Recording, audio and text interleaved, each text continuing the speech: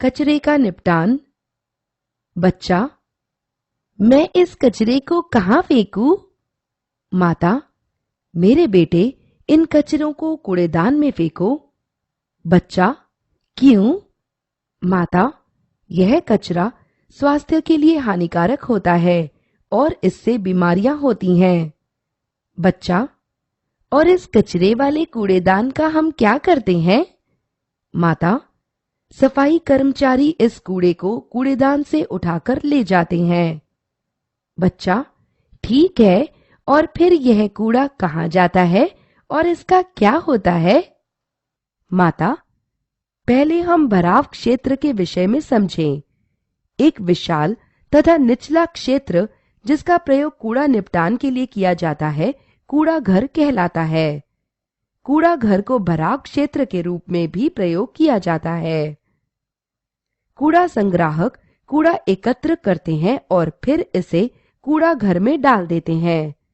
कूड़ा घर में मक्खियां, तिलचट्टे तथा मच्छर होते हैं और बाद में ये सूक्ष्म जीवों के प्रजनन स्थल में परिवर्तित हो जाते हैं, जिससे बीमारियां उत्पन्न होती हैं। इसीलिए कूड़ा घरों को शहर के बाहर स्थापित किया जाता है। जब कूड़ा मिट्टी में मिलता है तो इसे अपघटित होने में बहुत समय लगता है। वहां की मिट्टी ढीली हो जाती है और ऐसे भराव क्षेत्र पर कोई भवन नहीं बनाया जा सकता है।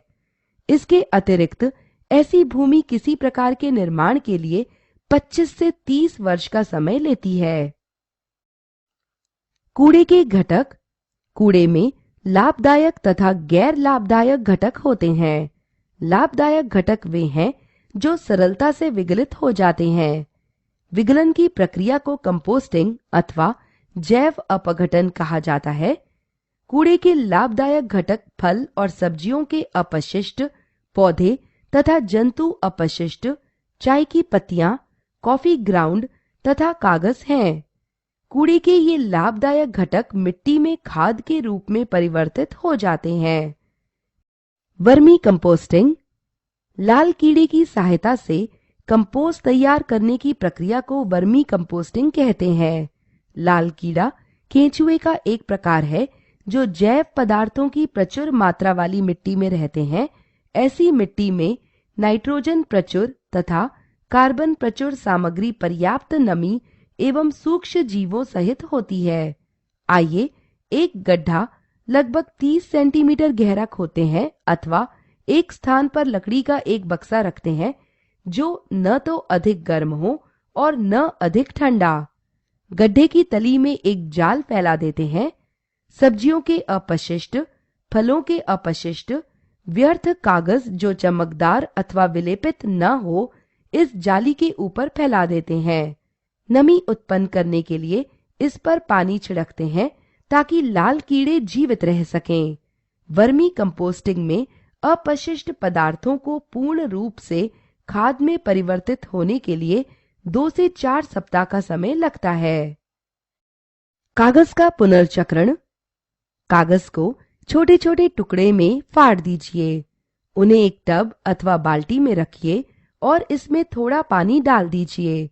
इन टुकड़ों को पानी में 1 दिन के लिए डूबा रहने दीजिए। इन टुकड़ों को पीसकर गाढ़ी लुगदी बना लीजिए।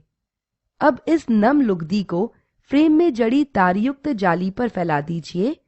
इस लुगदी पर धीरे धीरे इस प्रकार थपथपाइए ताकि लुगदी की मोटाई यथासंभव एक समान हो जाए। इसमें से पानी निथर जाने दीजिए।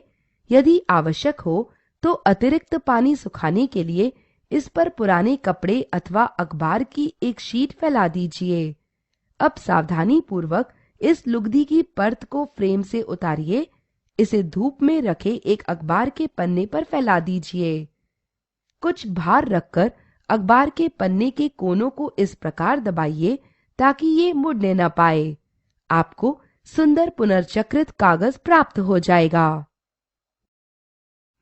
प्लास्टिक। प्लास्टिक गैर जैव अपघटनीय पदार्थ है जो स्वास्थ्य के लिए हानिकारक है। निम्नलिखित उत्तम प्रक्रियाएं अपनाएं। प्लास्टिक कम करें, पुनः उपयोग में लाएं तथा पुनः चक्रित करें। खरीदारी के लिए जूट अथवा कपड़े से बने थैले ले जाएं। भोज्य पदार्थों को प्लास्टिक की थैलियों में न रखें। प्लास्टिक के सामानों को न जलाएं। प्लास्टिक का पुनर्चक्रण करें ताकि प्लास्टिक की नई मदें बनाई जा सकें। जो अपशिष्ट अपघटित नहीं हो सकते हैं उन्हें नीले कूड़ेदान में रखें और जो सरलता से अपघटित हो जाते हैं उन्हें कूड़ेदान में रखना चाहिए। शीशे का पुनर्चक्रण। शीशे को निश्चित रूप से पुनर्चक्रित किया जा सकता है। चक्रण की प्रक्रिया में शीशे की आंतरिक संरचना में परिवर्तन नहीं होता है। इस प्रक्रिया में शीशे तथा जारों के छोटे छोटे टुकड़े करने के लिए पीसने वाली मशीनों में डाला जाता है। इन टुकड़ों को कॉलेट कहते हैं। इन्हें पिघलाने वाले प्रकोष्ठ में भेजा जाता है और इसके पश्चात वांछित डिजाइन का शीशा प्राप्त करने के लिए रंगाई वाले प्रकोष्ठ में डाल दिया जाता है।